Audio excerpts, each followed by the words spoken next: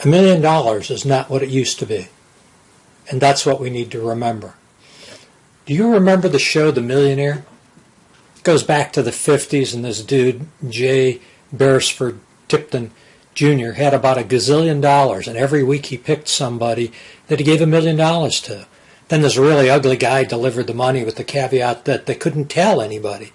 The thing is, each show had a moral. Basically, it was something like, $1 million tax-free won't solve your problems. Yeah, bet me.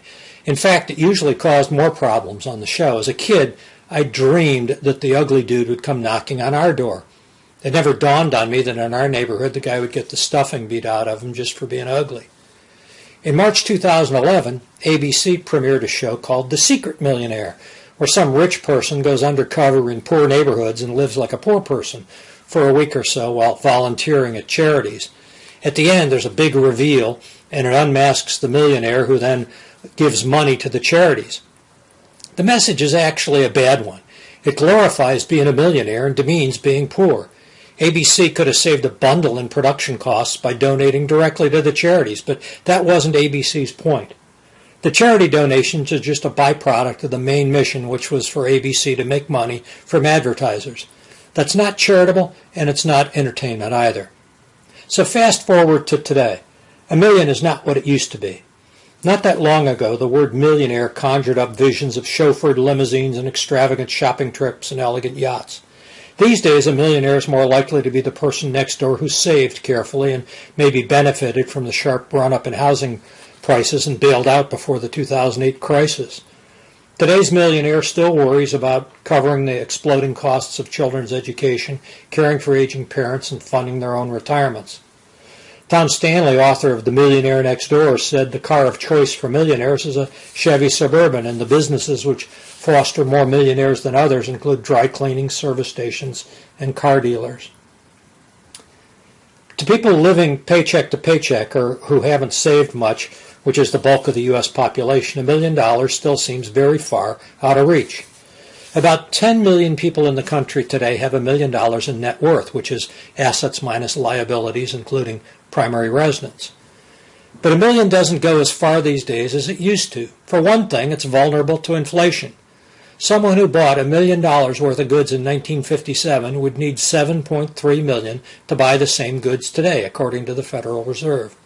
Most Americans don't have $1 million, and to them, $1 million is a fortune.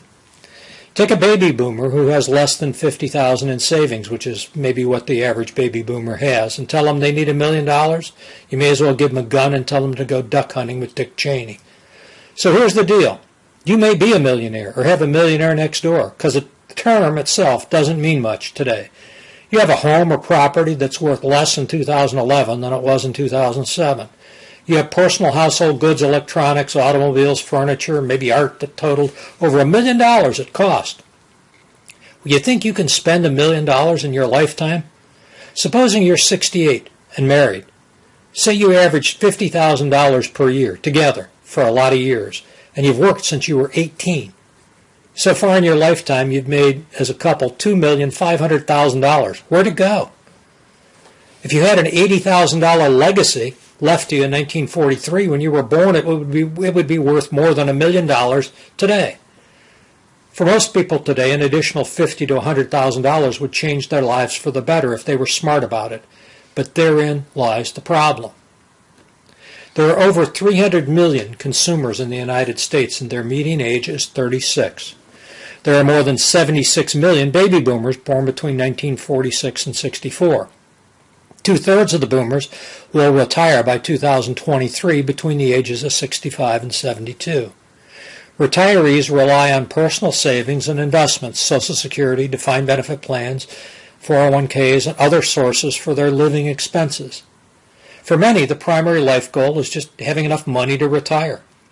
Nearly half of the retirees utilize Social Security as their biggest source of income, and 60% of the consumers believe they're behind schedule either in planning for or saving for their retirement years, and they think it won't be there when they need it. Consumer household personal savings and net financial investment has been negative since 2001. While the needs of the baby boomer generation expand, the consumer savings rate continues to hit all-time lows. Almost half of consumers believe they do not have enough money to live comfortably in their retirement years. They admit the most common method for determining the amount of savings needed for retirement is by guessing. Yet while many middle-aged consumers have serious concerns about their preparedness for retirement, they haven't taken action. There's a variety of reasons: lack of confidence in their financial planning abilities, aversion to risk, confusion about where to turn for help, and a lack of unconflicted education.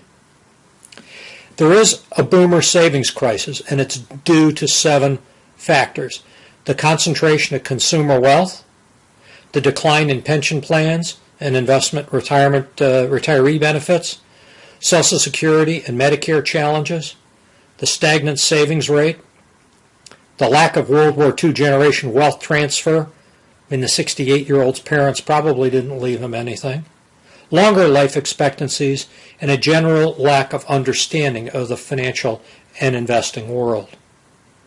For today's worker, the risk of dying too young has been replaced by the risk of living too long. Life expectancies now average 78 years, and the average life expectancy of a 65-year-old consumer is 85. The number of years spent in retirement will increase to over 25 by 2012, and almost half of the consumers worry that they may run out of money during retirement. Consider these asset numbers in light of an undereducated investing populace. Consumer households have $35 trillion in financial assets.